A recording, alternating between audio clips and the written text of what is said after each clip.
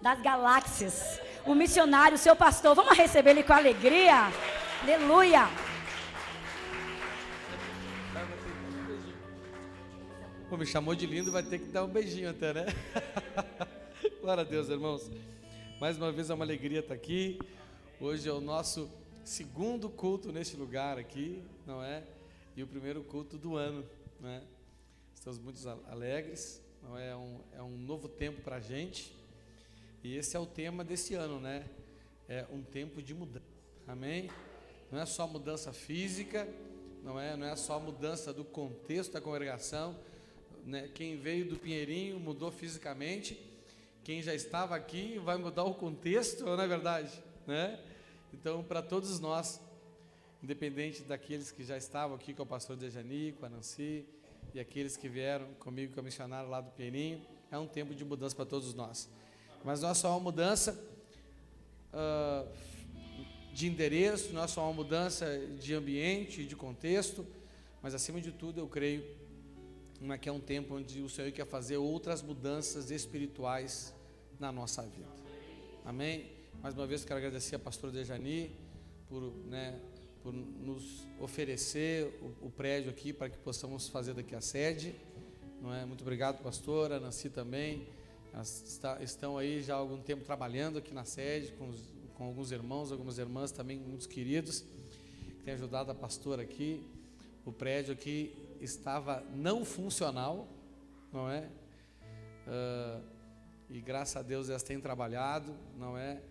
E têm nos ajudado aí. E eu estou muito feliz com isso, né? Nós precisamos da colaboração de todos vocês, os que vieram, que já estavam aqui, para que nós possamos nos tornar de verdade uma só igreja, uma só congregação. Amém? E também, né, a compreensão pelo esse desconforto inicial que a gente vai passar. Não é? O prédio que nós tínhamos ali no Pinheirinho era mais do dobro do que esse aqui, de tamanho, não só da área de culto, mas das outras salas de apoio que a gente tinha, não é? Então aí nós vamos trabalhar esse mês de janeiro para conseguir liberar as salas do fundo ali, para ter o kids, né? Para a gente, né, ter a estrutura mínima necessária para a gente poder ir cultuar o Senhor com conforto, amém? Então peço aqui principalmente as mamães e os papais, não é? Tenham paciência, né? Acho que até fevereiro no máximo isso já vai estar organizado. Eu e a missionária, junto com os pastores aqui, os líderes, vamos trabalhar bastante para que a gente consiga resolver as coisas muito rápido, não é? Temos aí muitas coisas para desfazer, para vender e reverter os recursos aqui para, né, para construção aqui, para a edificação do prédio aqui, né?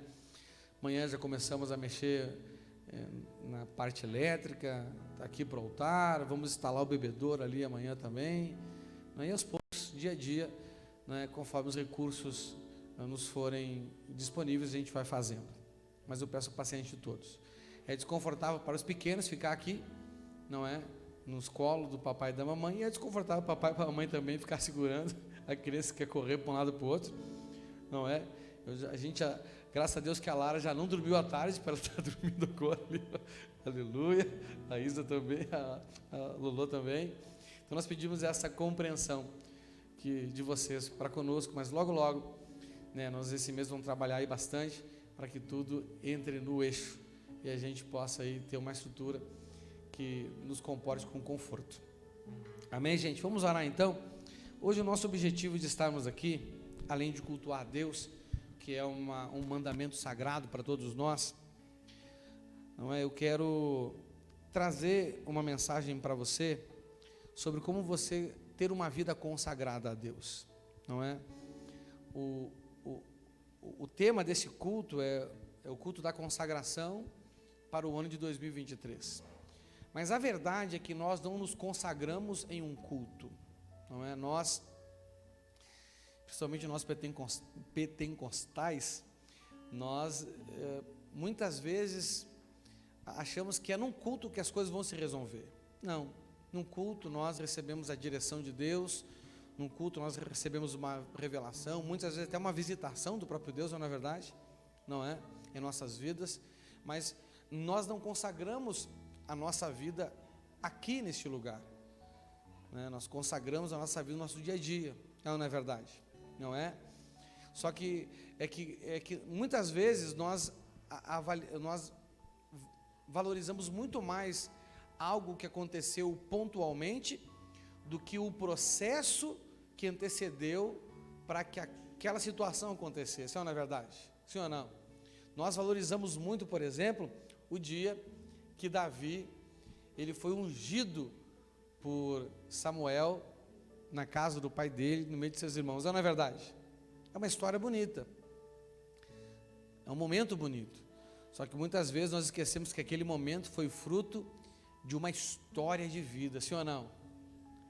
Então, os momentos bíblicos, eles são um reconhecimento público de Deus, daquilo que você faz na sua vida cotidiana, daquilo que você faz no seu secreto com Ele, amém?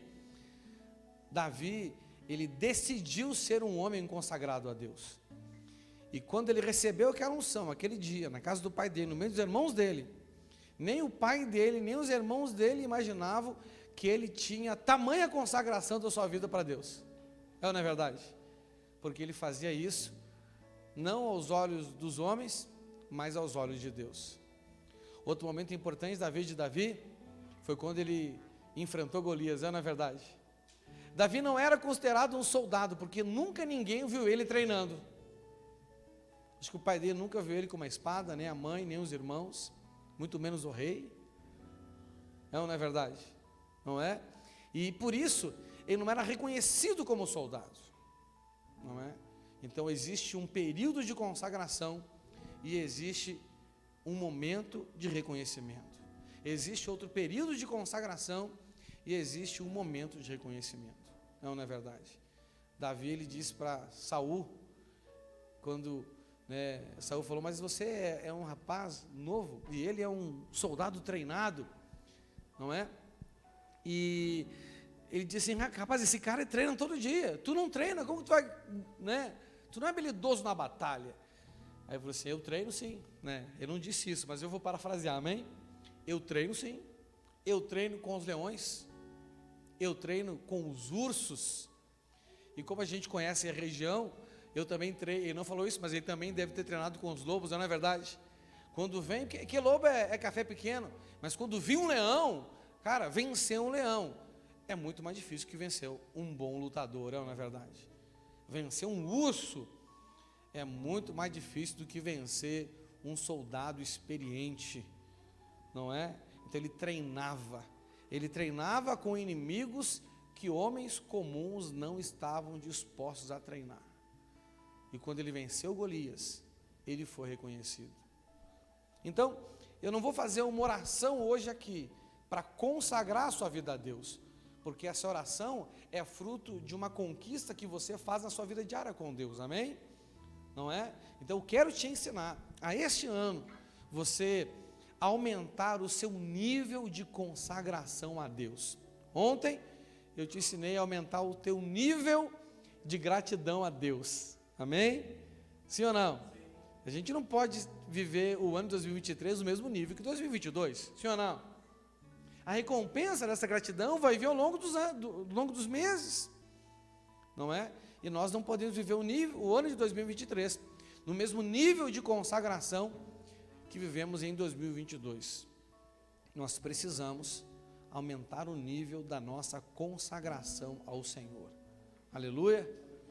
Então é por isso que eu vou pregar para você nesta noite. Feche seus olhos, vamos orar ao Senhor. Pai querido, mais uma vez nós te louvamos, Pai, e agradecemos ao Senhor, porque nós estamos aqui reunidos neste lugar, Pai. Senhor, obrigado, Senhor. Obrigado pelos irmãos que aqui estão, por aqueles que hoje não puderam vir. Senhor, meu Deus, mas que sempre a Tua boa mão de poder e de milagres e de direcionamento esteja estendida sobre as nossas vidas, Pai. Que assim como a nuvem e a coluna de fogo andava sobre o povo de Israel, e eles debaixo dessa nuvem e dessa coluna de fogo, Senhor meu Deus, que nós possamos andar sempre debaixo da Tua poderosa mão, e que ela nos conduza, e que assim como aquele povo se movia quando a nuvem se movia, que nós possamos nos mover quando a tua mão se move, Senhor. Senhor, nós queremos ser dirigidos, direcionados, guiados pelo Senhor. Nós queremos, Senhor, no ano de 2023, alcançar um nível maior de consagração ao Senhor. Pai, eu tenho certeza que essa mensagem que o Senhor me trouxe como inspiração irá ajudar essa pessoa que deseja ter uma vida de maior consagração com o Senhor. Por isso, Senhor, eu peço mais uma vez, dá-nos ouvidos para ouvir o Teu Espírito. Faz da Tua palavra lâmpada para os nossos pés e luz para o nosso caminho. Faz da Tua palavra Espírito e vida em nós, Pai. Nos limpa, nos purifica, nos fortalece com a Tua palavra, Pai. E transforma a Tua palavra em fé. E transforma a nossa fé em ação, Pai. Porque é o Senhor que opera tanto o querer como o efetuar. É o que nós te pedimos, em nome de Jesus Cristo, amém. Dê uma forte salva de palmas a Jesus, aleluia.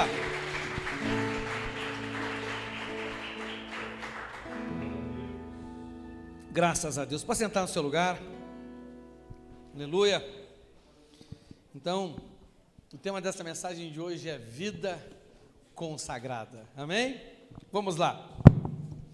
Estamos ainda sem o recurso do projetor, do data show.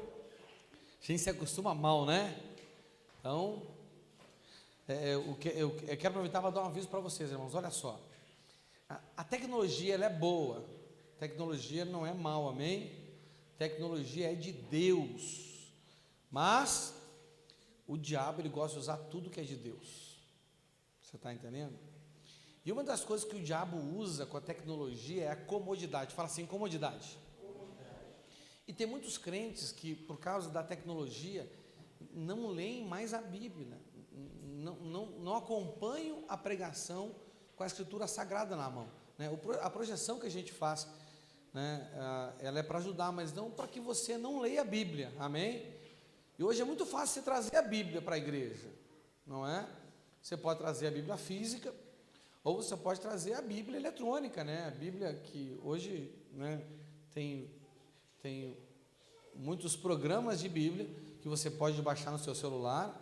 Aconselho que você coloque aí no modo avião e no modo não perturbe, não é para nada tirar a sua atenção, entendeu? E que você acompanhe, não é, com a Escritura Sagrada, que você também faça as suas anotações.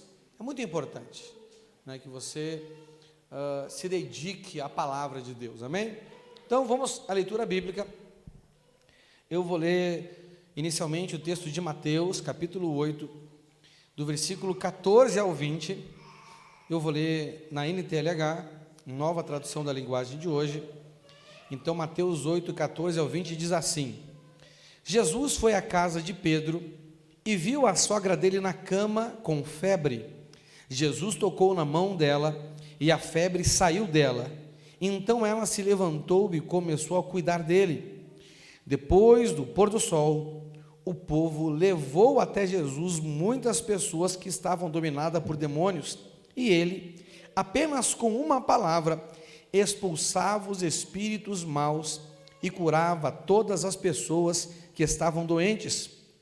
Jesus fez isso para cumprir o que o profeta Isaías tinha dito: ele levou as nossas doenças e carregou as nossas enfermidades. Jesus viu a multidão em volta dele e mandou os discípulos irem para o lado leste do lago. Um mestre da lei chegou perto dele e disse: Mestre, estou pronto a seguir o Senhor para qualquer lugar aonde o Senhor for. Jesus respondeu: as raposas têm as suas covas e os pássaros os seus ninhos, mas o Filho do Homem não tem onde descansar. Amém? Irmãos, a coisa mais valorosa, a coisa mais preciosa para nós que cremos no Senhor deve ser andar com o Senhor. Repita assim comigo: andar com o Senhor. andar com o Senhor. Essa é a coisa mais importante, não é? Da nossa vida com Deus. Andar com o Senhor é o que de fato vai conduzir você a níveis de discernimento, a níveis de revelação, a níveis de cura, a níveis de libertação, não é? Não simplesmente, né, a libertação da expulsão de demônios, não é? Essa é uma libertação relativamente fácil, mas acima de tudo, a libertação que Jesus nos fala lá em João 8, 31 e 32, ele disse para os que creram nele: se vocês continuarem a obedecer os meus ensinamentos, serão de fato meus seguidores e conhecerão a verdade, e a verdade vos libertará. Mas olha o contexto disso. Ele está dizendo que se a pessoa continuar a obedecer os mandamentos dele, não é só fazendo um parênteses aqui, né? Espero que você saiba que o caminho que nós andamos é um caminho de mandamentos, amém?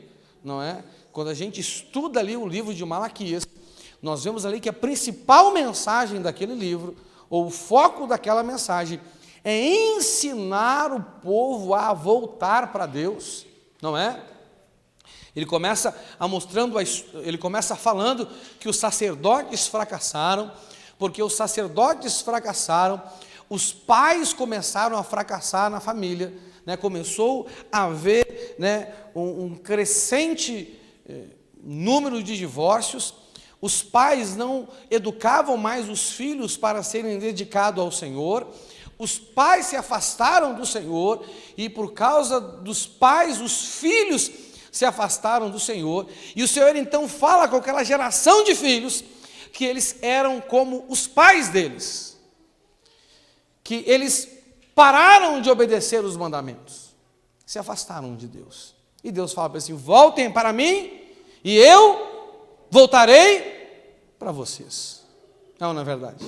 E o Senhor ali, no meio dessa conversa, ele mostra para aquela geração o primeiro passo que eles deveriam dar para poder, de fato, voltar para o Senhor.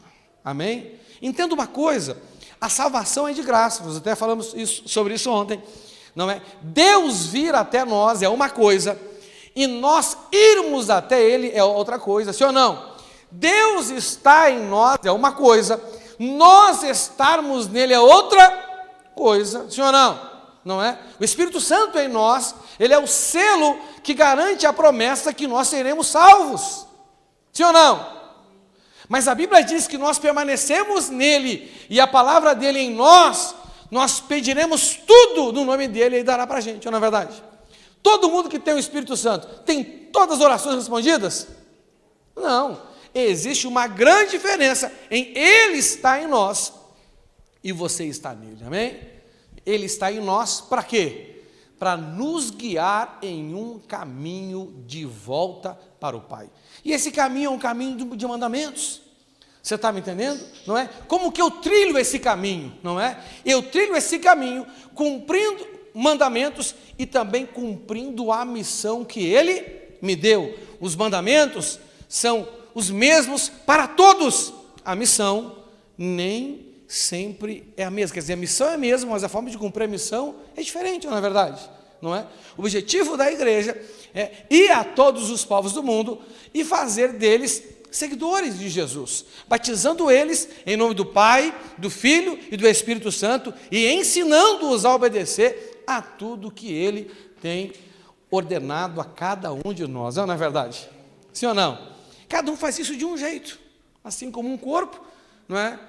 Hoje o meu corpo inteiro está pregando para você. Meus lábios fazem uma coisa, minha língua está fazendo outra coisa, minha mão está fazendo outra coisa, meus pés estão fazendo outra coisa, mas o corpo inteiro está pregando.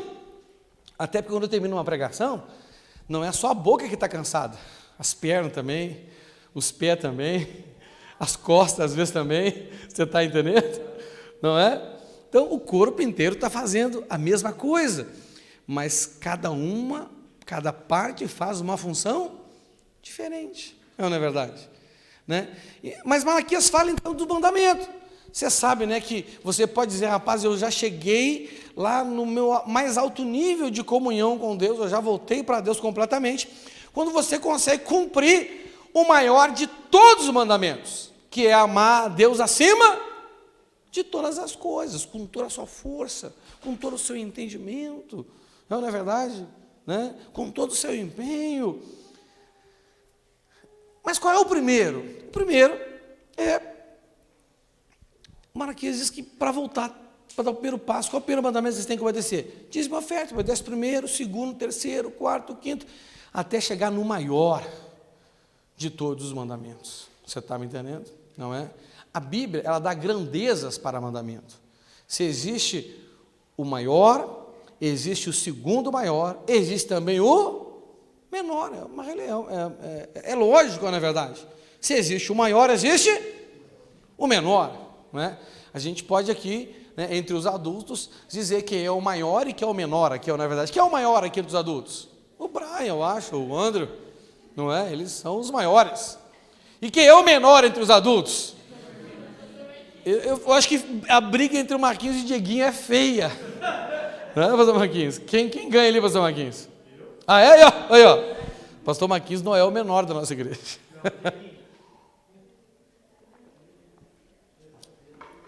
Como Jesus fala ali em João 8,31, ele fala, se vocês continuarem, ele está falando desse progresso da nossa vida em obedecer mandamentos.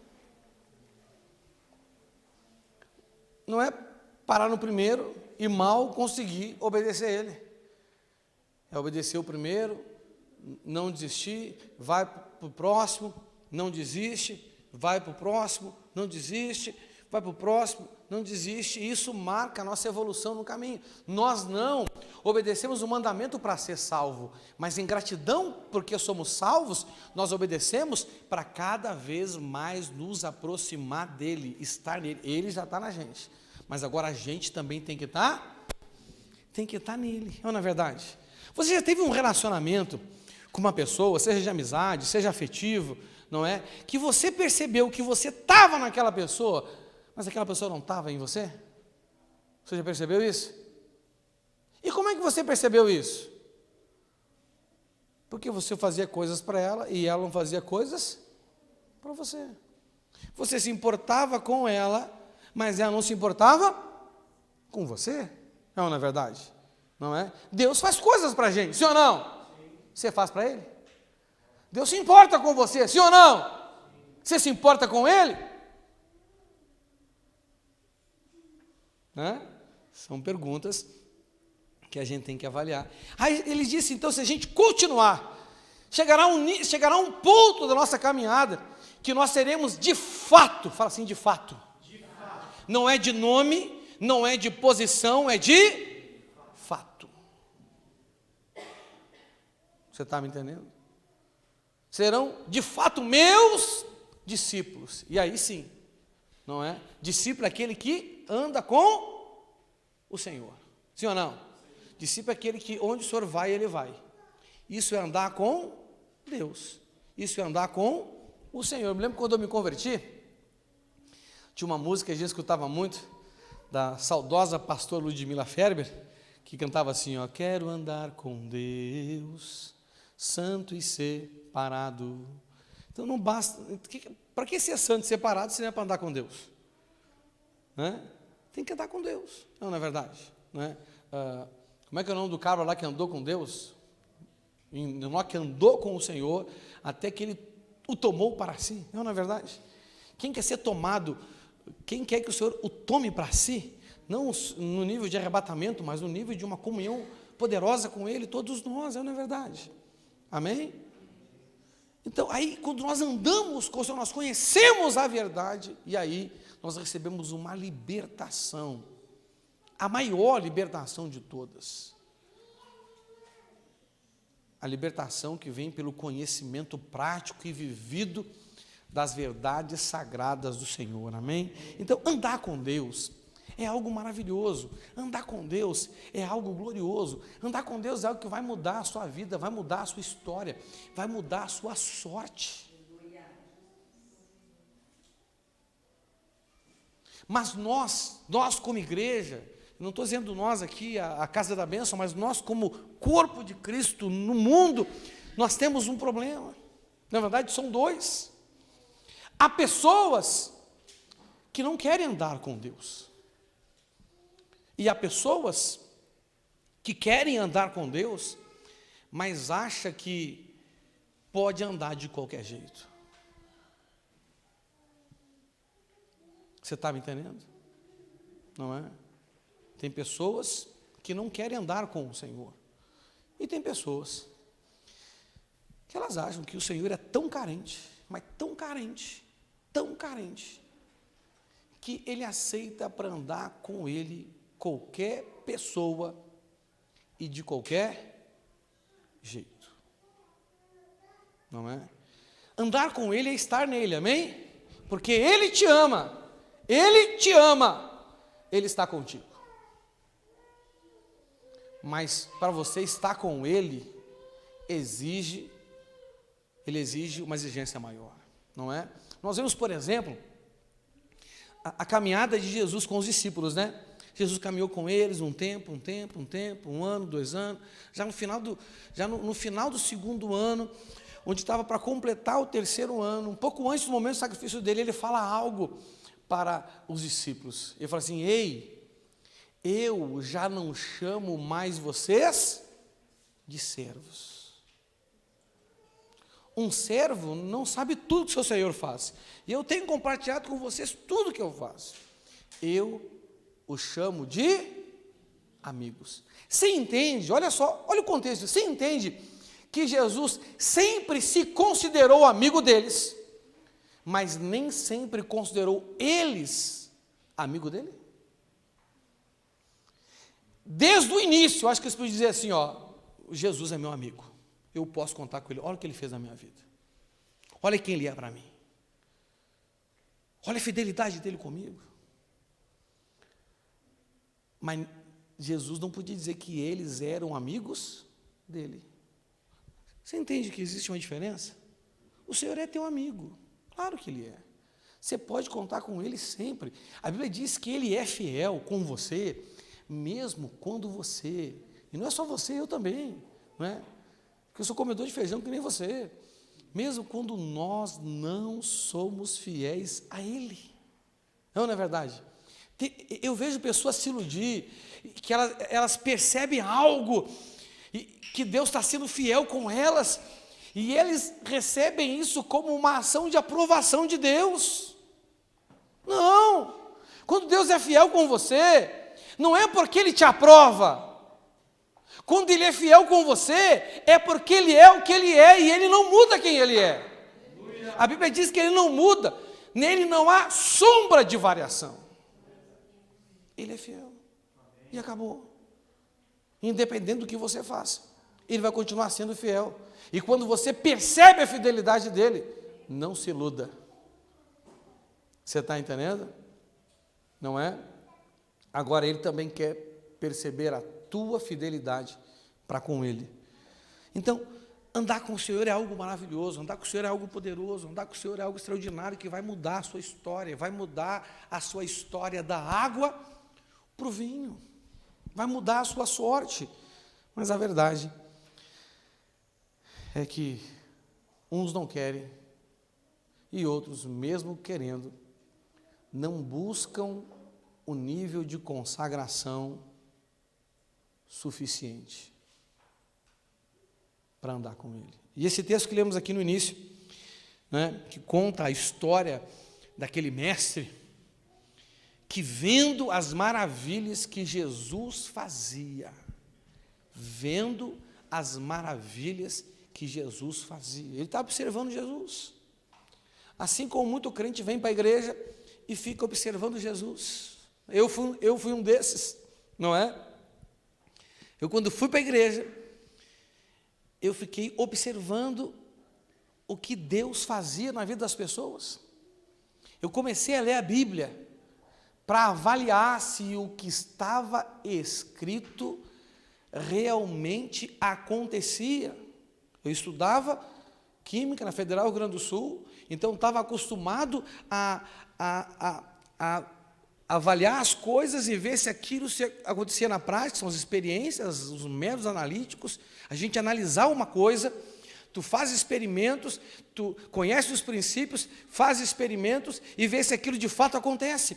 Eu comecei a ler a Bíblia para conhecer os princípios bíblicos, para ver se aquilo de fato acontecia, meu irmão, e tudo que está escrito acontece. Eu ficava observando a vida das pessoas e via o que acontecia e ficava vendo o que ela fez.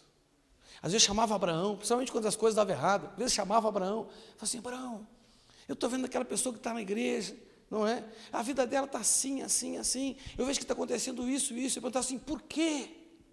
Eu tinha curiosidade em saber o que ela estava fazendo de errado, ou o que ela não estava fazendo de certo, para que aquele resultado ruim estivesse acontecendo. E ele me chamava na Bíblia e falava assim: César, essa pessoa provavelmente ela está falhando nisso, nisso, nisso e nisso. E eu ficava observando, meu irmão, e era batata. Você está batata. Ninguém foge, né? Na verdade, ninguém quebra princípio. Ou o princípio te protege, ou o princípio te quebra. A gente não quebra princípio. É ele que quebra a gente, se a gente não respeita ele, não é? Se você resolver pular, subir no telhado dessa casa, desse prédio da igreja aqui, e pular lá embaixo, foi você que quebrou o princípio da primeira lei de Newton, ou foi o princípio da primeira lei de Newton que vai quebrar a sua perna? É a lei da gravidade que vai quebrar a sua perna, não é você que vai quebrar a lei, é a lei que vai te quebrar. E tem muito crente sendo quebrado pela lei, e sendo que a lei, na sua essência, é para nos proteger. É ou não é verdade? Amém? Então andar com Deus é maravilhoso, só que as pessoas não, sabe, às vezes acham que pode andar de qualquer jeito. E esse mestre então, vendo os milagres, as coisas maravilhosas, a Bíblia diz que Jesus estava em um determinado lugar, na casa de Pedro, e as pessoas levavam muitas pessoas que estavam dominadas por demônios, que estavam doentes, e Jesus, com uma só palavra, resolveu o problema. Não é? Os seus problemas vão começar a ser facilmente resolvidos quando bastar para você, da parte do Senhor, uma só palavra. Você vê que tem irmão que não basta uma só palavra? Ele lê a Bíblia, não basta. Vai aconselhar com o pastor, não basta. Pergunta para o líder, não basta. Assiste mensagem no YouTube para ver se também não basta. Não basta uma só palavra. Aí a sua vida vai ter problema. Mas esse é outro assunto. Então esse homem, vendo essas coisas, ele viu que funcionava. O que ele viu? Ele viu que dava certo.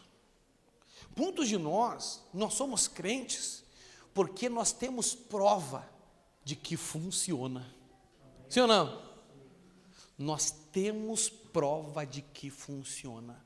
Eu não sei você, mas eu já tenho provas da minha própria vida. E eu já tenho provas, observando a vida dos outros, de que Deus funciona. Ele não falha. A Bíblia diz que nós, por nós mesmos, já sabemos que Deus é bom. É ou não é verdade? Sim ou não? Mas o que impede as pessoas de ter uma vida consagrada? Há pessoas que querem andar com Jesus por aquilo que Ele fez ou faz na sua vida ou na vida dos outros. Foi o caso desse mestre da lei aqui. Ele viu aquelas maravilhas, ele viu os milagres, não é? E aí, esse mestre da lei chegou perto dele e disse: Mestre, estou pronto a seguir o Senhor para qualquer lugar aonde o Senhor for. Por que ele considerou que ele estava pronto? Porque, como a maioria de nós, ele crê ele começou a ver que realmente o que Jesus fazia e falava era verdade. Funciona. Rapaz, ele cura e cura mesmo. Ele liberta e liberta mesmo. Ele transforma e transforma mesmo, não tem dúvida. Você está entendendo? Só que entenda uma coisa.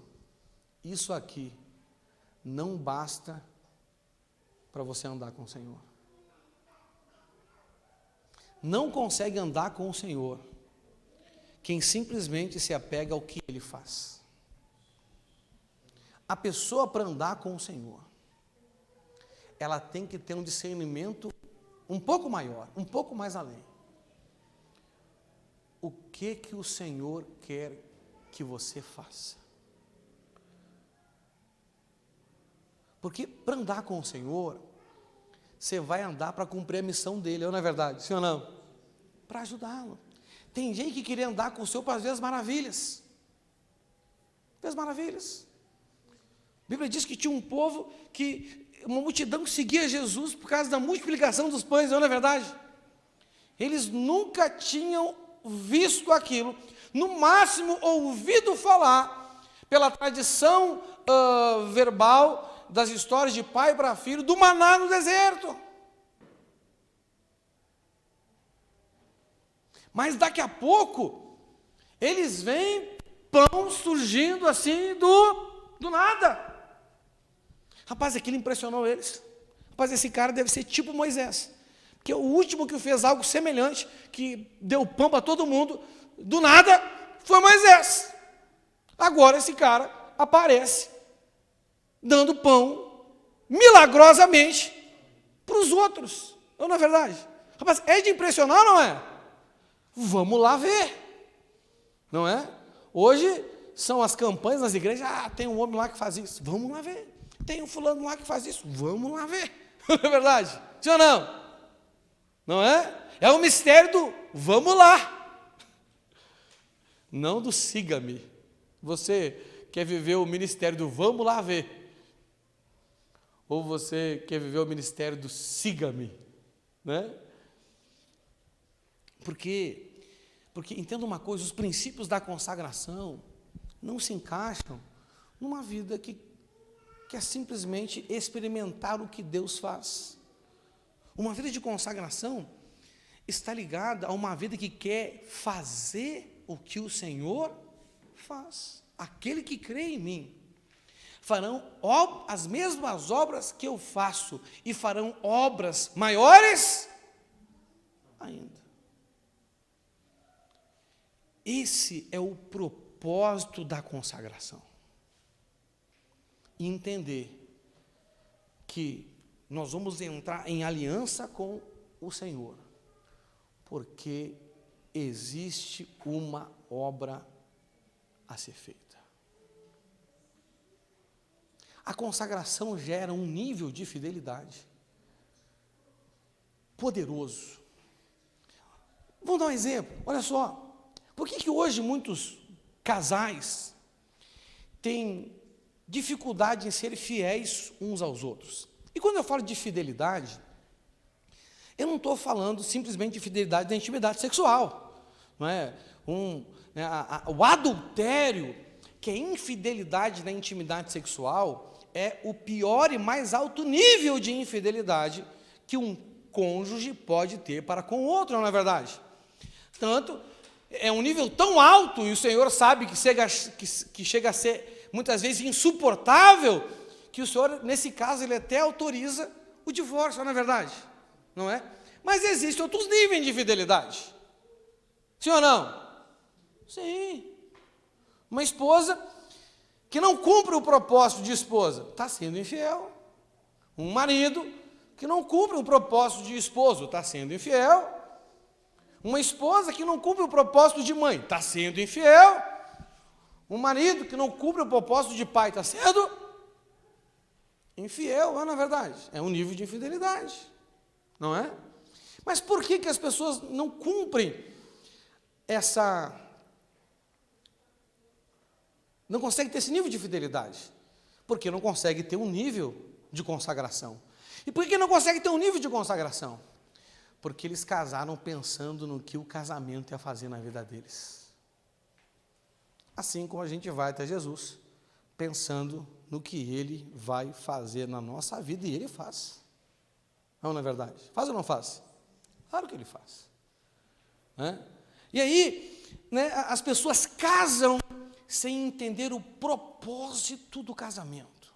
Muito mais importante do que a pessoa que você vai casar é o propósito do casamento. Essa é a grande realidade. Entenda uma coisa, olha aqui para mim. Irmãos, eu vou falar só para as irmãs agora, tá? Irmãs, homem nenhum merece a fidelidade que o propósito do casamento merece. E agora só para os homens. Irmãos, mulher nenhuma merece o nível de fidelidade que só o propósito do casamento merece. Mas sabe qual é a ilusão de muitas pessoas? Eu quero que essa pessoa seja fiel por causa de mim. Não é o suficiente.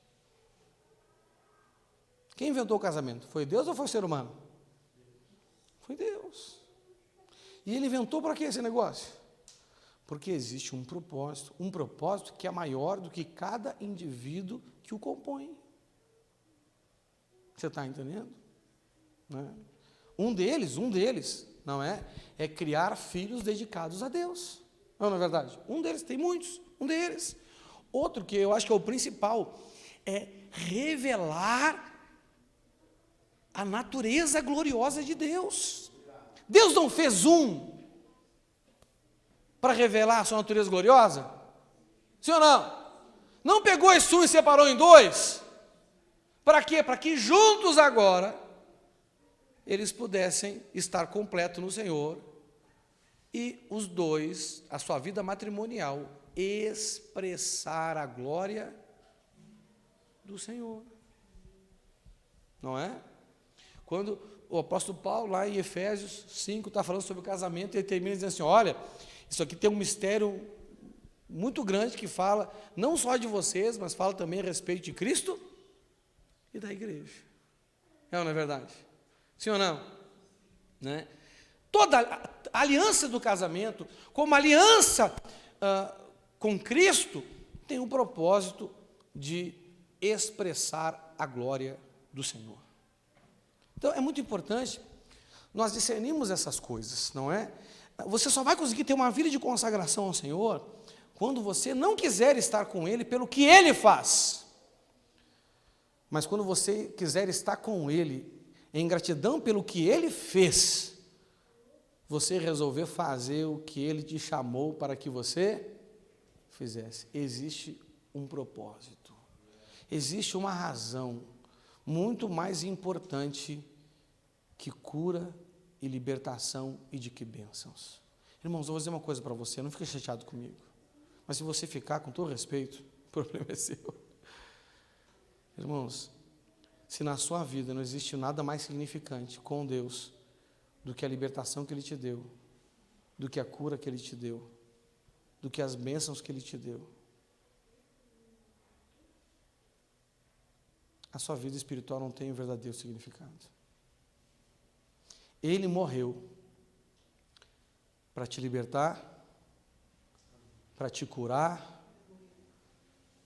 para te transformar, para te abençoar, sim ou não?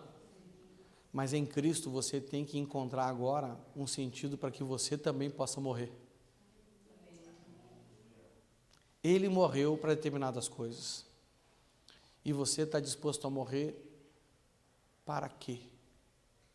Ele tomou a cruz dele para te salvar, para te curar, para te libertar e para te transformar. Mas ele disse também que você tem que tomar uma cruz. Mas para que tomar essa cruz? Você está entendendo? Isso vai te levar a níveis de consagração. Eu não quero dizer para você aqui, ó, o que eu tenho que fazer para ser consagrado, né? Você tem que ler Bíblia, sim. Eu tenho que orar, sim. Tem que jejuar, sim. Tem que fazer obra, sim. Não, eu quero falar para você de motivação, amém? Motivação. Porque se você tem a motivação certa, a ação certa é consequência. Agora, se você quiser ter a ação certa, ser a motivação certa, meu irmão, você vai se espremer, e vai falhar, e vai se frustrar. E vai chegar à conclusão errada que é impossível. Isso acontece com muita gente, não é verdade? Não é? Então, para você ter uma vida consagrada a Deus, eu notei 3 coisas básicas aqui. O primeiro, para você ter uma vida consagrada a Deus, você precisa ressignificar o propósito da sua vida. Você precisa, né? Todo mundo aqui tem um propósito. Você está entendendo? Todo mundo tem um propósito. Às vezes esse propósito não é claro, mas você tem. Tem gente que o propósito dele é ter uma vida de prazer. Não é verdade? Então ele trabalha para poder descansar. Descanso dá prazer? Sim, puxa vida, meu irmão. Não é? Hoje eu estava falando com o Manu, genro do Fábio. Falei assim, Manu, hoje eu estava naquele dia assim que eu queria ficar deitado no sofá, mexendo só os olhos. Né? Mas, ia me dar prazer isso? Ia. Hoje, meu irmão, eu queria ouvir só uma voz me chamar. Só a voz de Deus. Hoje eu não queria que ninguém me chamasse. Mas não dá, né? Eu sou casado. Entendeu? Tenho uma esposa que me chama 500 vezes por dia. E uma filha mais 500, somando as duas dá 1 milhão. Entendeu? Mais os discípulos, somando tudo, mais 500, 1.500.000 chamadas por dia. Aleluia! Então, nós precisamos ressignificar o propósito da nossa vida.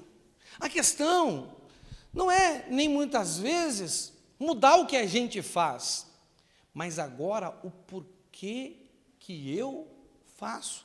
Porque, olha só, na vida de muitas pessoas, Jesus, ele é só um potencializador do propósito de vida que ela já tinha antes de conhecê-lo, antes de se render a ele. Sim ou não? Eu quero ter uma vida de sucesso. É só vitória, só vitória, só vitória, só vitória. Não é vitória para quem? Para você ou para o Senhor? Não é verdade?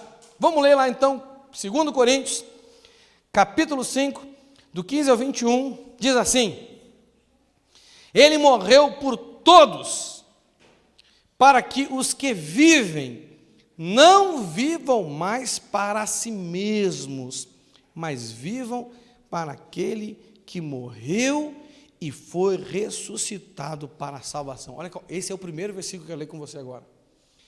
Aqui está muito claro. Ele morreu por todos. Todos quem? Todo ser humano. Não é? Para quê? Para que a gente não morresse. Não é verdade?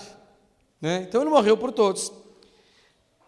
Para que os que vivem não vivam mais para si mesmos, mas vivam agora para aquele que morreu e foi ressuscitado para a salvação deles. Então isso é ressignificar o propósito. Antes eu queria ter um bom casamento, por quê? Porque eu queria ter uma vida agradável. Amém? Agora, eu quero ter um bom casamento para agradar o Senhor.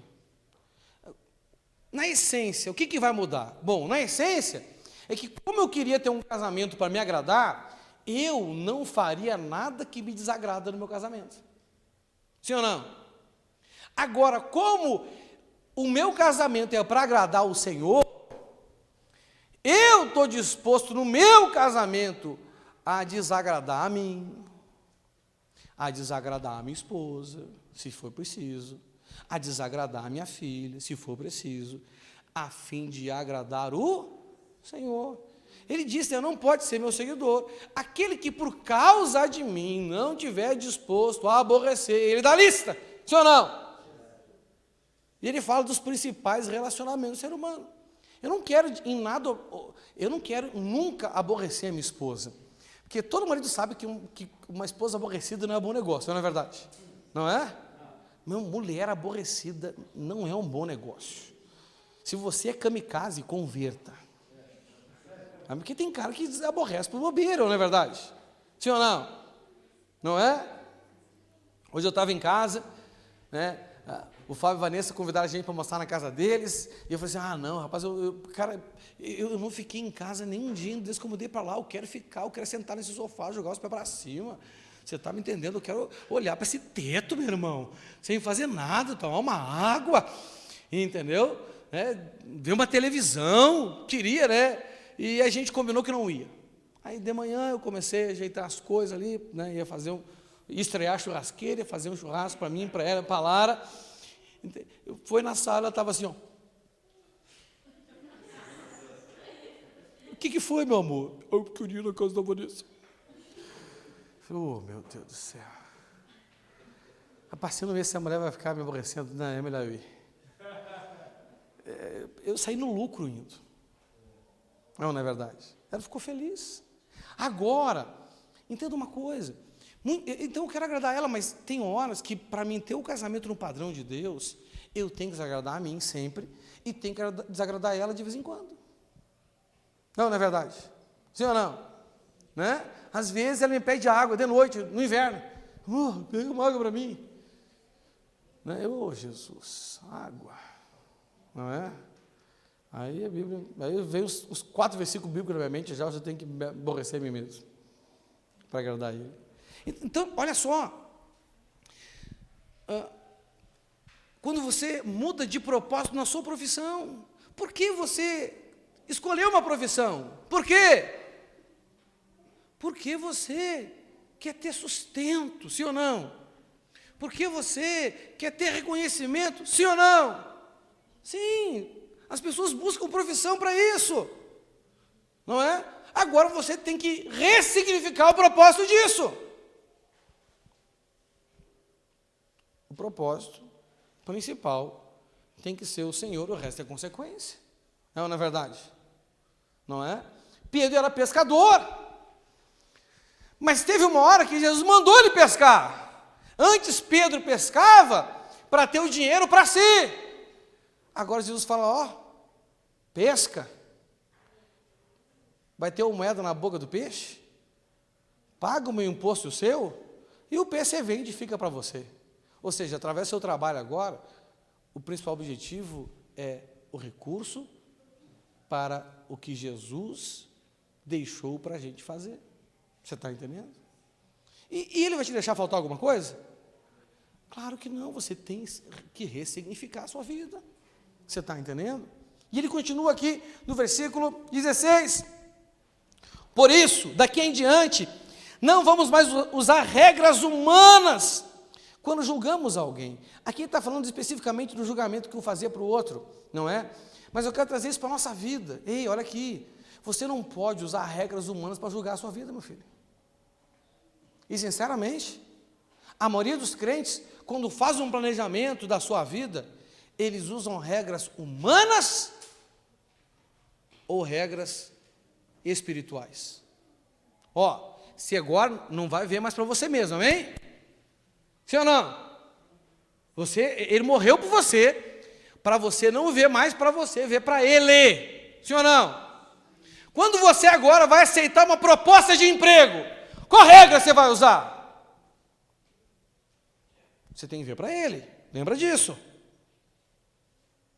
Você vai usar regras humanas, você vai consultar um profissional de RH, ou você vai avaliar se aquilo vai colaborar ou atrapalhar o propósito de Deus para a sua vida. O que você vai avaliar? Regras humanas. Ele disse para a gente, já que a gente é dele, e temos que ver para ele, e entenda, e o foco dele não é humano, é sobrenatural, não é natural, sobrenatural. Nós temos que estar desprendidos dessas regras naturais, das regras humanas, para julgar tudo aquilo que a gente tem que decidir na vida.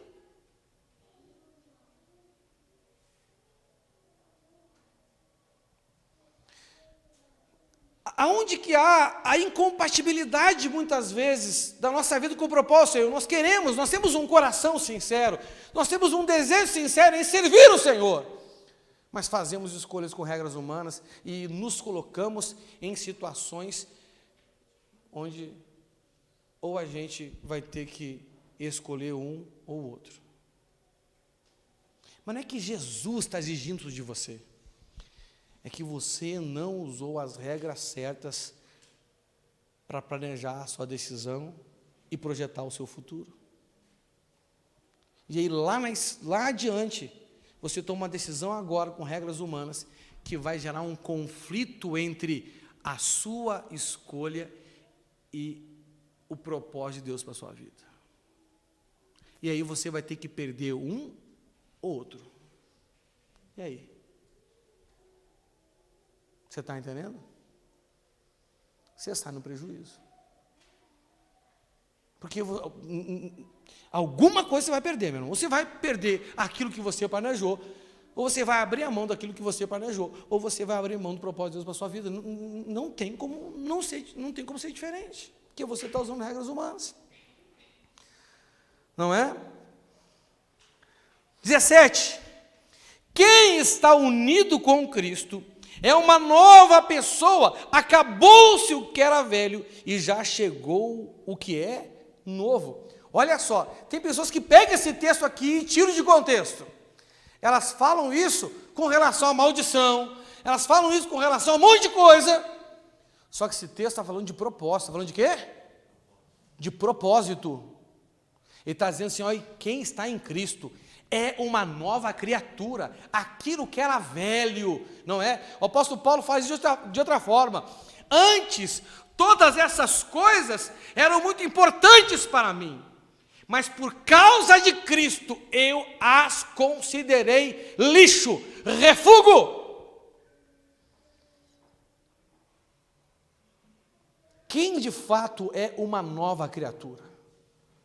É aquele que tem um novo propósito, um propósito divino. Nós usamos o texto porque convém a nós, mas não usamos o texto no contexto certo, e é esse contexto aqui que é conveniente a Jesus. É conveniente a Jesus. É conveniente a Jesus que você abra a mão do seu propósito e pegue o dele para você. Não é para você abrir mão das suas coisas. É para você agora fazer por um propósito diferente. Um propósito maior, que vai te conduzir a um plano perfeito, amém? Quem está unido com Cristo é uma nova pessoa, acabou-se o que era velho, já chegou o que é novo. E tudo isso é feito por Deus, o qual por meio de Cristo nos transforma de inimigos em amigos dele. Foi exatamente o que ele fez com os discípulos. Jesus, desde o início, foi amigo deles. Mas um dia ele diz, ei, a partir de agora não chamo vocês mais de servos. Por que ele fez isso, gente? Porque ele viu que o propósito da vida daqueles homens havia mudado. Como andarão dois juntos, se não estiverem de acordo? O Senhor não entra em acordo com você, é você que tem que entrar em acordo com Ele. Ele não muda, Ele não assombra variação, não há sombra de variação, mas você precisa mudar. Você está entendendo? Mudar o propósito, ressignificar o seu propósito. Tudo isso é feito por Deus, o qual por meio de Cristo nos transforma de inimigos em amigos dele. E Deus nos deu a tarefa, o que nos deu? A tarefa de fazer com que outros também sejam amigos dele. Não, o que eu estou fazendo aqui? Por que eu estou pregando esse tipo de mensagem para você? Porque eu tenho a missão de fazer de você um amigo dele. Eu quero que um dia ele olhe para você e fale assim, ó, o fulano é meu amigo. A Evelyn é minha amiga, a Kate é minha amiga, o Fábio é meu amigo. Já pensou Deus falar isso para vocês, meu irmão? Eu posso dizer que eu completei a carreira, combati o bom combate, completei a carreira, guardei a fé. A vida de vocês vai gerar galardão, mas galardão para mim lá no céu. Você está entendendo? que essa é a nossa principal recompensa, sim ou não? Vocês eram inimigos, porque tinha um propósito que impediu vocês de andar com ele. Amigo, aquele que anda junto, não é simpatizante, não é empatia, aí como eu acho legal aquela pessoa, não. O conceito de amigo vai muito além disso. Você está me entendendo? Depois que eu prego de mensagem para você, eu podia muito bem dizer assim, eu vou orar por você, os dias que começou, você vai sair daqui consagrado, você sair daqui feliz e eu com peso na consciência. Não é verdade? Não dá. Você está entendendo? E Deus nos deu a tarefa de fazer com que outros também sejam amigos deles. A nossa mensagem é esta: Deus não leva em conta o pecado dos seres humanos e por meio de Cristo, Ele está fazendo com que eles sejam seus amigos. Como assim por meio de Cristo, gente? É esse processo de continuar obedecendo, se tornar de fato discípulo, conhecer a verdade te libertar do quê? Te libertar dos propósitos enganosos desse mundo. Te libertar da sua vida ser uma terra no meio dos espinhos, que a semente nasce quando vem os problemas, acaba. De a sua vida ser uma terra no meio das pedras, não tem profundidade, a semente brota rapidinho, mas quando vem o sol, queima ela. Quando vem as propostas do mundo, a ilusão das riquezas, a pessoa se afasta do caminho de Deus. Você está entendendo?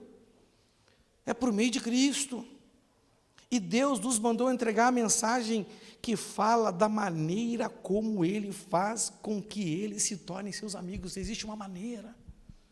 Essa maneira fala de um processo. Há uma caminhada. Não é verdade? Dá uma glória a Deus aí. Portanto, estamos aqui falando em nome de Cristo, como se o próprio Deus estivesse pedindo por meio de nós, em nome de Cristo, nós pedimos a vocês que deixem que Deus os transforme de inimigos em amigos dele. Em Cristo não havia pecado, mas Deus colocou sobre Cristo a culpa dos nossos pecados para que nós, em união com Ele, vivamos de acordo com a vontade dele. Gente, isso aqui é ressignificar o propósito da sua vida. Amém? Então, a primeira coisa que você tem que fazer para conseguir ter uma vida consagrada é mudar a motivação do propósito da sua vida. Agora você não vive mais para Ele, para você. Pastor, quer dizer que eu vou ter que largar o meu emprego? Quer dizer que eu vou ter que... Não, nada disso, meu irmão. Só quer dizer que você tem que estar lá cumprindo o seu propósito. Você está me entendendo? E quando eu entendi, por exemplo, que um dos meus propósitos era ganhar a alma para Jesus, meu irmão, todos os meus amigos que eu tinha no mundo, eu evangelizei. E muitos foram para a igreja. No trabalho, eu falava de Jesus com todo mundo. Na faculdade, eu briguei com um professor de mineralogia, porque o cara, toda aula, metia pau no cristianismo. Um dia eu me irritei, meu irmão, entendeu? Deu uma lavada nele lá, e se ele continuasse, eu ia bater nele ainda. Eu não era muito convertido naquele tempo, eu estava no início da conversão, ele ia tomar um soco na cara ainda. Hoje eu já não bateria mais nele, mas naquele dia, se não baixasse a bola, ele ia apanhar. Você está entendendo? Nunca pensei em bater em professor na vida, nunca. Mas o cara, toda a aula, que era 2 vezes por semana, ele falava mal da igreja, mal de Jesus. Um dia eu não aguentei, eu estourei com ele. Você está entendendo? Porque além de estar falando mal do meu Senhor, eu estava tentando ganhar meus colegas para Jesus e vinha aquele boçal e avacalhava o meu projeto. Na última empresa que eu trabalhei, um dia eu cheguei de manhã na minha sala, no meu escritório, e estava o dono da empresa lá com uma cara que tinha uns... Sabe aquele da legião lá do Gadareno? Tinha umas 5 legião, eu acho, nele. E ele me olhou assim com uma cara assim e falou assim: César, eu quero dizer uma coisa. Eu falei: fala. Eu não quero mais que fale de igreja aqui. Por que ele falou? Porque foram reclamar para o RH que eu estava assediando religiosamente as pessoas, os meus colegas de trabalho. Eu estava evangelizando eles. Eles disseram que eu estava assediando eles religiosamente. Entendeu? Meu irmão, e ele foi lá brabo comigo, né? O apelido, o sobrenome dele é Neto, né? Eu falei: Neto, tu conhece a minha fé, eu não vou parar de falar de Jesus para ninguém. Tu tome então a decisão que tu quiser tomar. E não parei, e ele não me mandou embora. Eu estava que nem o Zagalo aquele dia, vai ter que me engolir. Quem mesmo o Zagalo aí? Vai ter que me engolir, você está entendendo? Ou dá ou desce. Rapaz, eu reconheci, eu não queria arrumar problema com ninguém. Mas o propósito da minha vida, entenda, se o meu principal propósito lá fosse receber o salário, eu tinha baixado a cabeça para ele, não é verdade? Eu tinha feito o que Sadraque, Mesaque e Abednego não fizeram. Eles, se fizesse, tinha mais desculpa. Era uma fornalha. E eu, por causa de salário agora, não vou fazer. Que vai vergonha na cara, né, crente? Entendeu? Então, sabe, o propósito da vida tem que mudar. Segundo, precisamos ressignificar a prioridade da nossa vida. Primeira coisa, a nossa vida não tem prioridades. A nossa vida tem prioridade.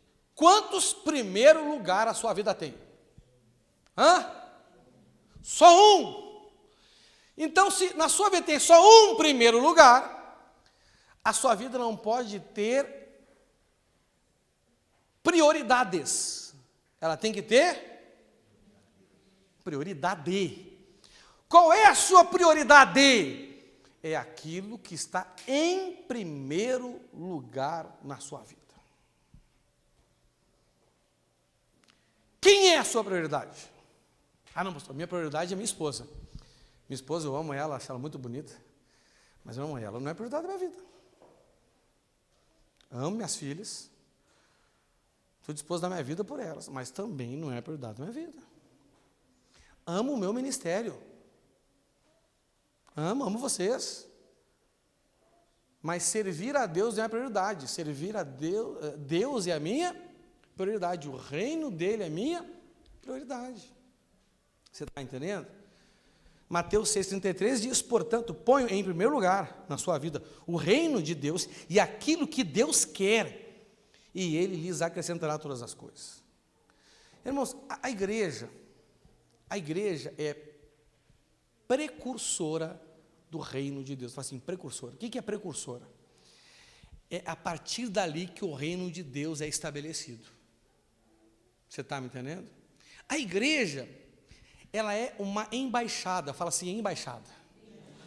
A embaixada não é o reino em si, mas ela representa o reino, ela faz parte do reino, sim ou não?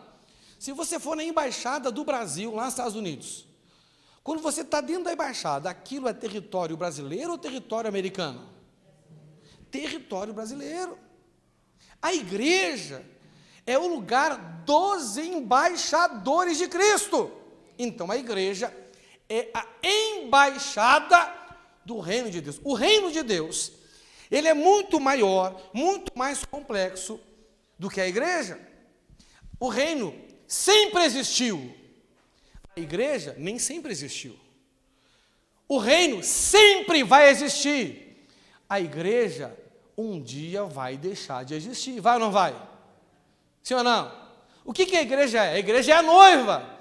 A gente vai ficar noivo pro resto da vida? Um dia a gente casa com esse homem, meu irmão, não é verdade? E aí é glória a Deus, aleluia. Sim ou não? Então, quem aqui das irmãs quer ficar noivo pro resto da vida? Esse homem está te enrolando? Ou você está enrolando ele? Mas Jesus não está enrolando a gente, não é verdade? Então, eu não sei você, mas eu estou louco para casar com ele.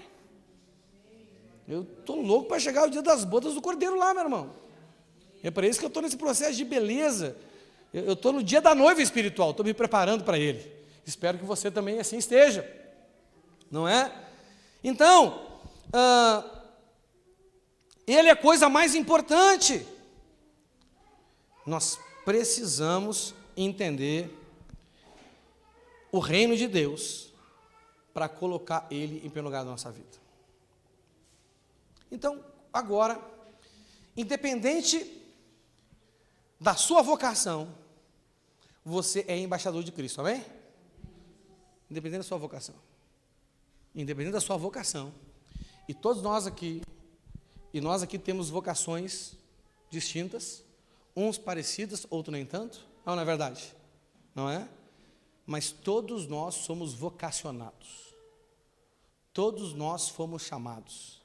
Todos nós somos salvos para as boas obras que de antemão Ele preparou para nós. Amém? Uns são vocacionados para o trabalho dentro de casa. O Senhor fala aqui do despenseiro fiel. Quem lembra da despenseiro fiel? Os despenseiros fiéis são pessoas que o Senhor chama para trabalhar dentro da embaixada, dentro de casa, para distribuir os recursos e as tarefas para os outros. Não é? É que nem a dona de casa. Você está entendendo? Não é? Vamos pegar um casamento tradicional mais antigo aí. O homem trabalhava fora, a mulher trabalhava dentro de casa, mas os dois trabalhavam em função do propósito da família, sim ou não? Qual que trabalhava mais? Sei lá, os dois trabalhavam muito. Não é verdade? Essa é a realidade. Trabalho em casa nunca acaba, irmão. Trabalhar fora, tu bate cartão, termina e tem hora para começar e tem hora para terminar. Trabalhar em casa é 24 horas por dia. Tem pessoas que para estabelecer o reino de Deus vão ser que nem eu, um homem vocacionado para um dos 5 ministérios: ministério apostólico, ministério profético, ministério evangelístico, ministério de mestre, ministério pastoral, ministério de mestre, sim ou não?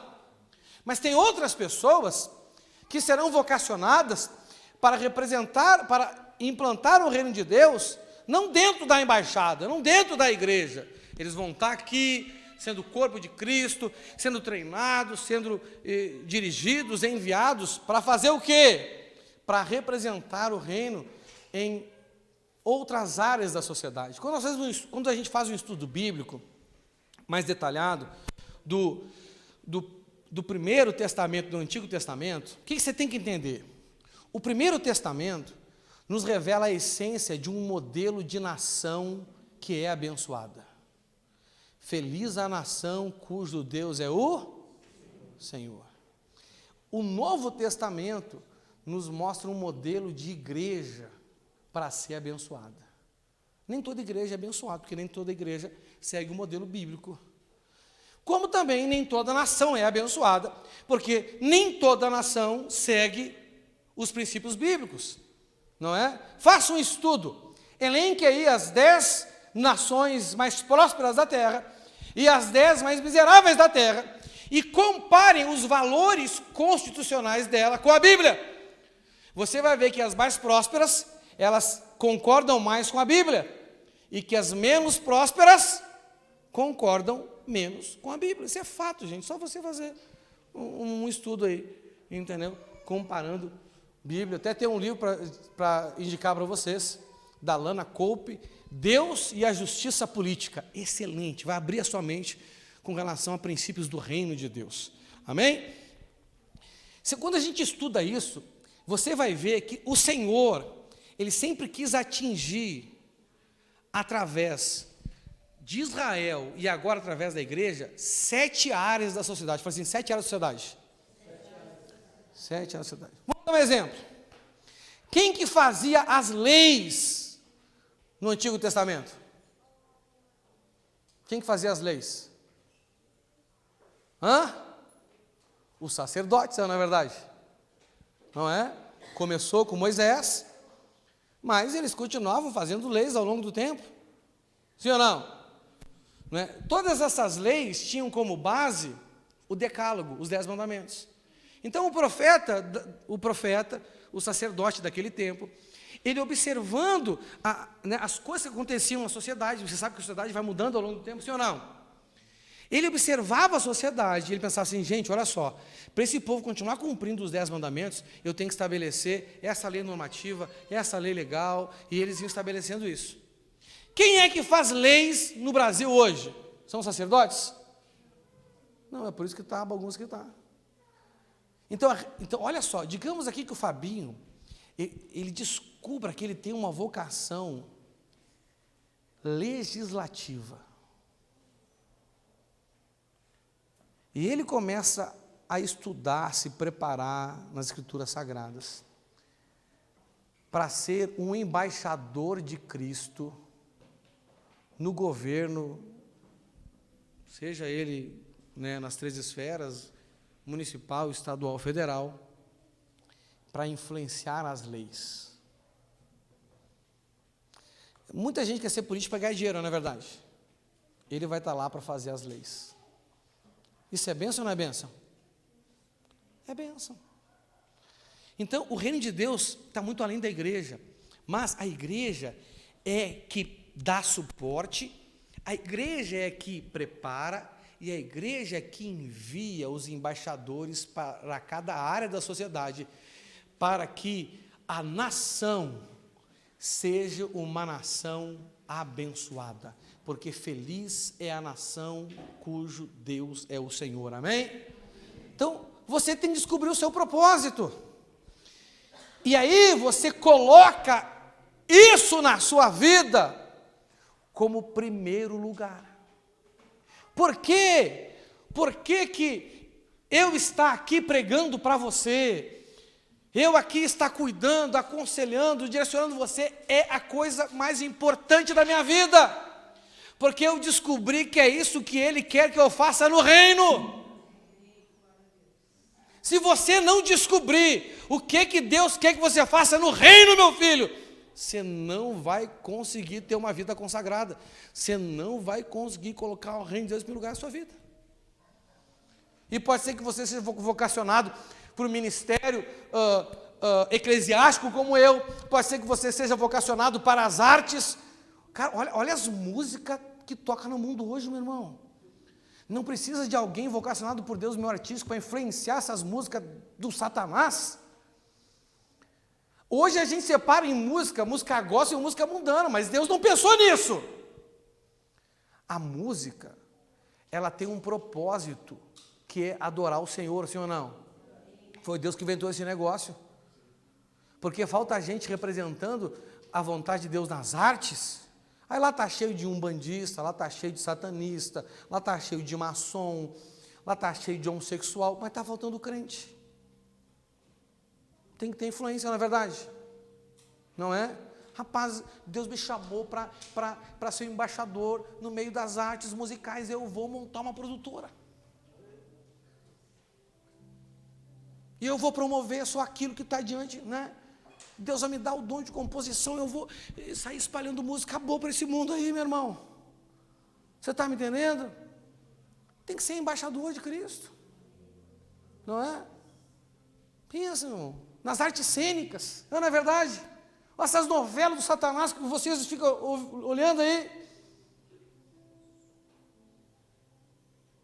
Né? Filme do capeta, eu gosto de ver filme, tem cada filme que a gente tem que pular uma cena, não é verdade? Está faltando diretor de cinema crente. Está faltando roteirista crente. Claro que está. Concorda comigo, senhor? Não? Será que eu estou louco?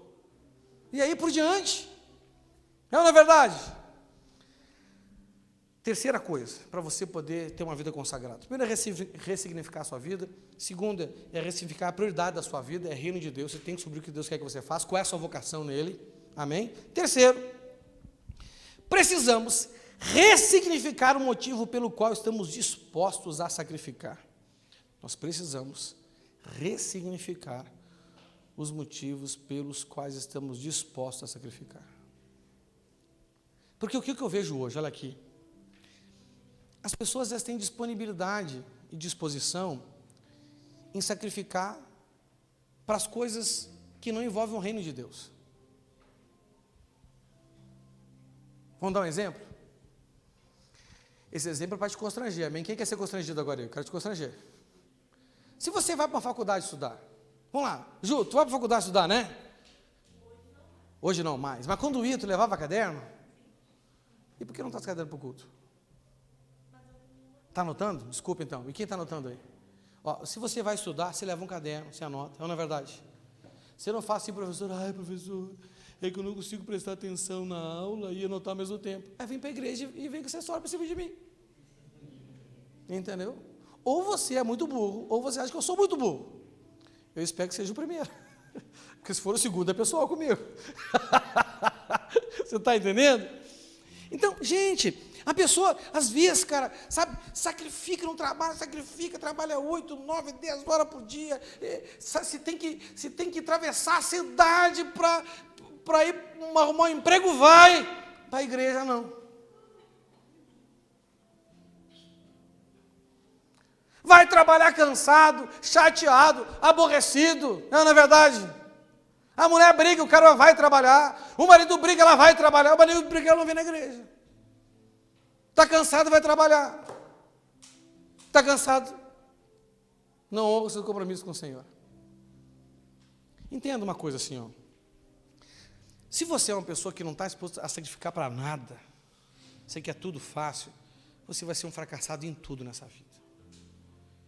Mas se você quer ser um crente do sucesso, você tem que ressignificar o motivo pelo qual você está disposto a sacrificar.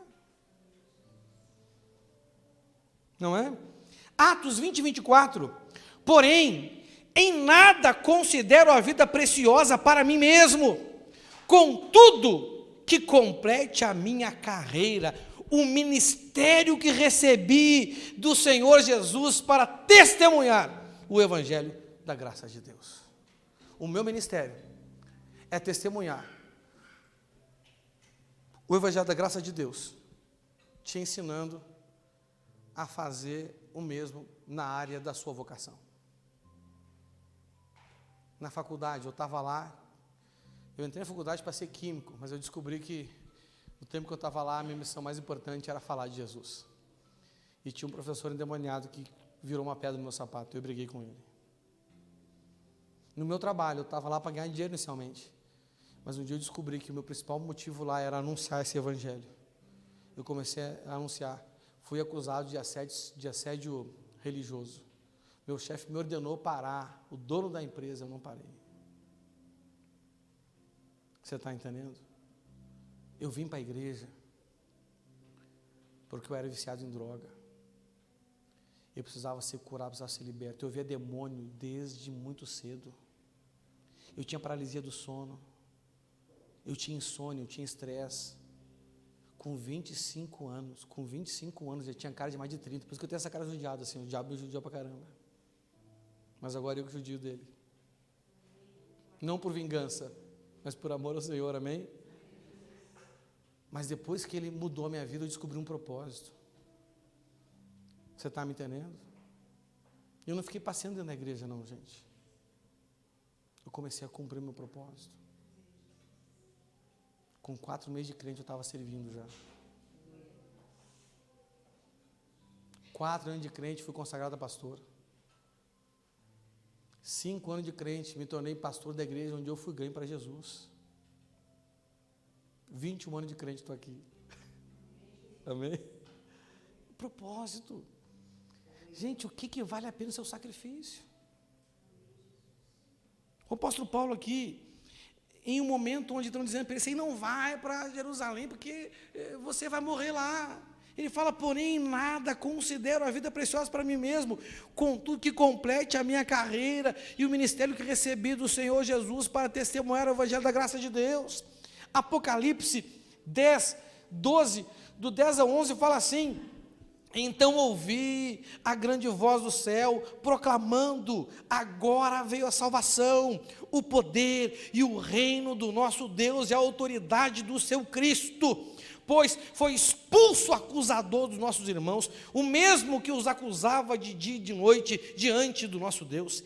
Eles, pois, o venceram por causa do sangue do Cordeiro e por causa da palavra do testemunho que deram, e mesmo em face da morte, não amaram a própria vida. Quando eu estou disposto a sacrificar alguma coisa, é porque aquilo para mim é mais importante que a minha vida. Você está entendendo?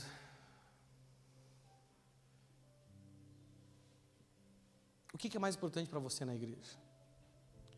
Aqui na igreja, aqui na igreja, tem algo que é mais importante para você do que a sua própria vida?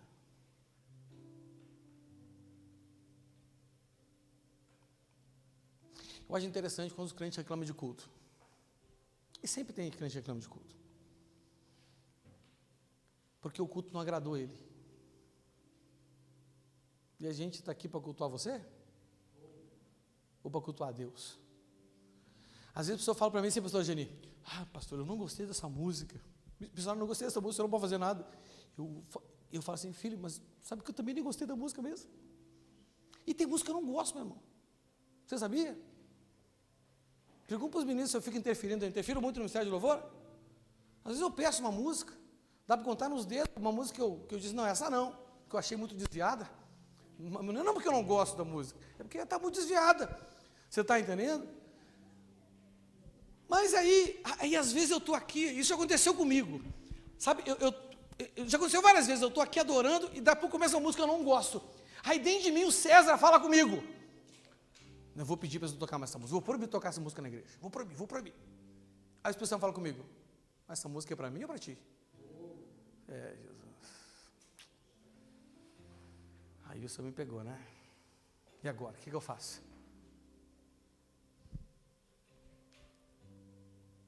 Para quem é o culto? Para o Senhor. Não é verdade? Você está disposto a negar a sua própria vontade, independente se você gosta ou não gosta, para você prestar um bom culto ao Senhor, ou as coisas que você não gosta vai atrapalhar você de cultuar ao Senhor? Você está entendendo?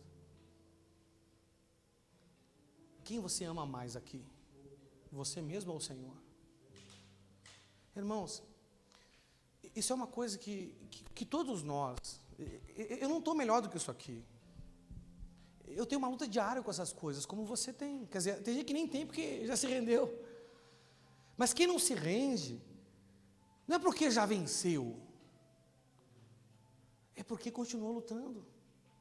Eu não venci nenhuma dessas três coisas aqui, gente. Não, mas eu continuo lutando para não me render.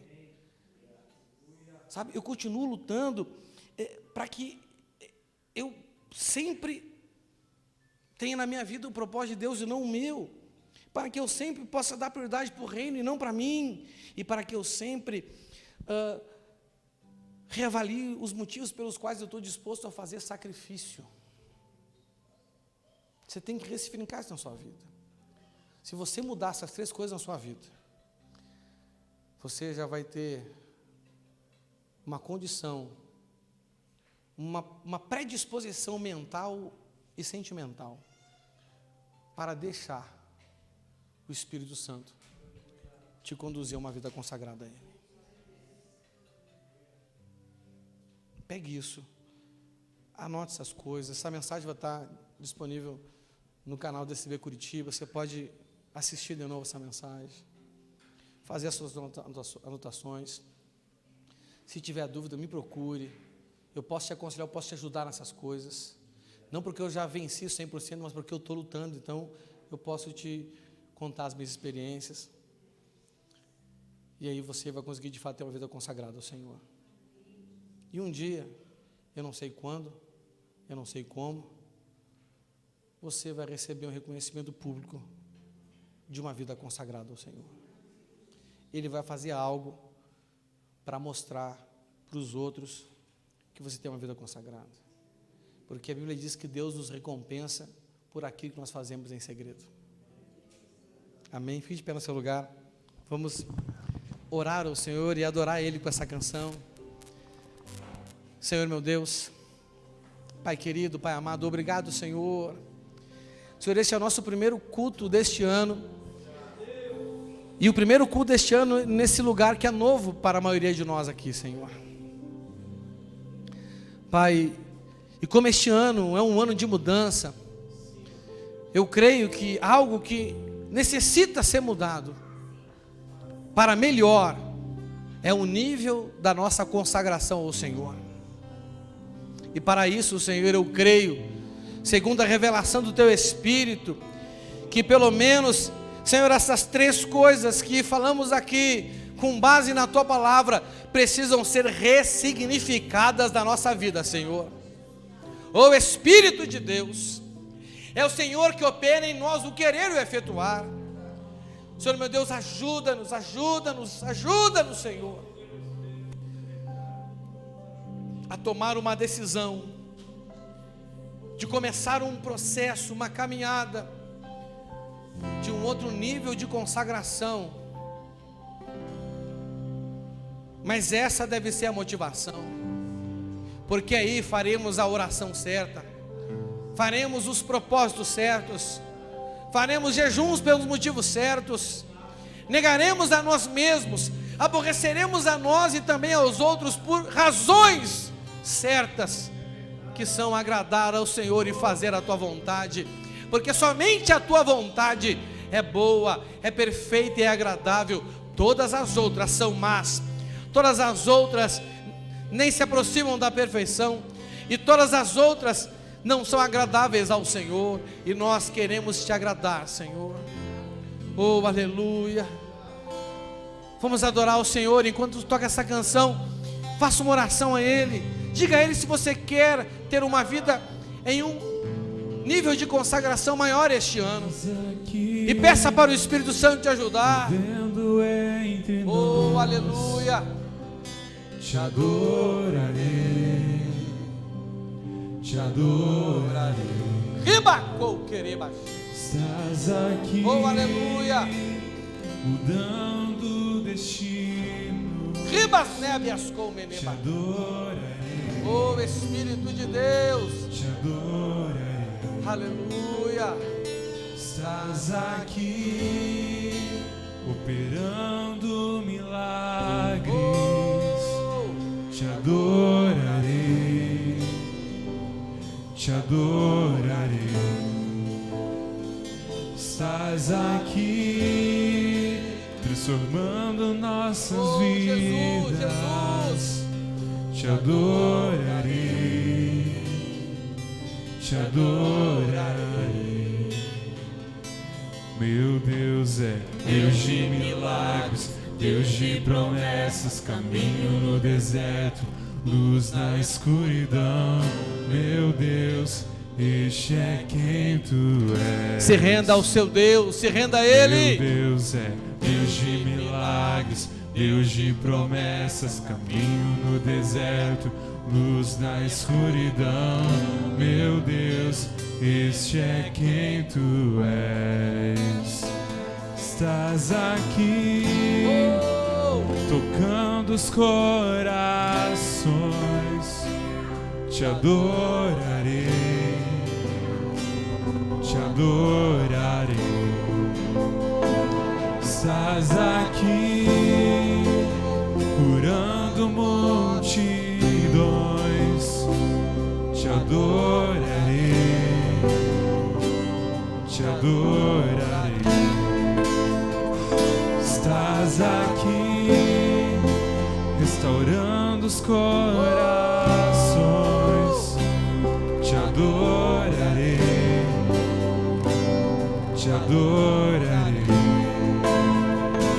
Estás aqui, transformando histórias. Te adorarei, te adorarei. Meu Deus é Deus de milagres, Deus de promessas, caminho no deserto, luz na escuridão. Meu Deus, esse é quem tu és. Meu Deus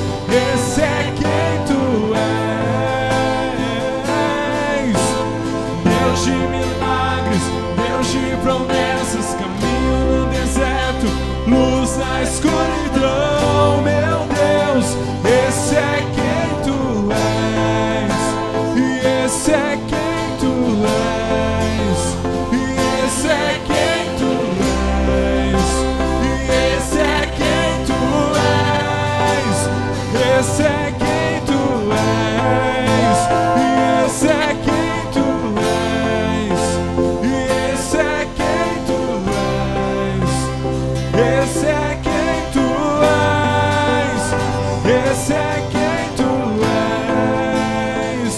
Meu Deus é Deus de milagres, Deus de promessas, caminho no deserto, luz na escuridão. Meu Deus, esse é quem tu és. Meu Deus é Deus de milagres, Deus de promessas, caminho no deserto, luz na escuridão. Meu Deus, esse é quem tu és. Me sustenta até quando eu não vejo, me sustenta até quando eu não sinto, pois tu estás no controle, pois tu estás no controle. Me sustenta até quando eu não vejo, me sustenta até quando não sinto, pois tu estás no controle, pois tu estás no controle. Me sustenta até quando não vejo, me sustenta até quando não sinto, pois tu estás no controle, pois tu estás no controle. Me sustenta até quando não vejo, me sustenta até quando não sinto, pois tu estás no controle, pois tu estás. Meu Deus é Deus de milagres, Deus de promessas, caminho no deserto, luz na escuridão. Meu Deus, esse é quem tu és. Meu Deus é o Deus de milagres, Deus de promessas, caminho no deserto, luz na escuridão. Meu Deus, esse é quem tu és, e esse é quem tu és, e esse é quem tu és, e esse é quem tu és, esse é quem tu és, e esse é quem tu és, e esse é quem tu és, e esse é quem tu és, esse é quem tu és.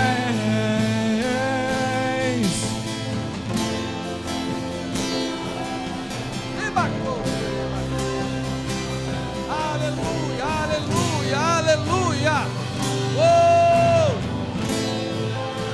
Obrigado, Senhor. Nós somos teus, Senhor.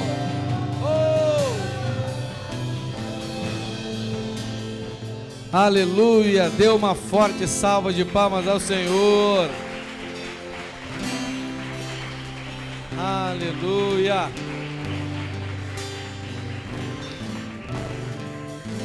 Graças a Deus, amém, meus irmãos? Então decida que o ano de 2023 vai ser um ano onde o nível da sua consagração ao Senhor vai mudar, e mudar para melhor, amém? Deus te abençoe, que o ano de 2023 seja um ano de coisas grandiosas e maravilhosas de Deus na sua vida, amém?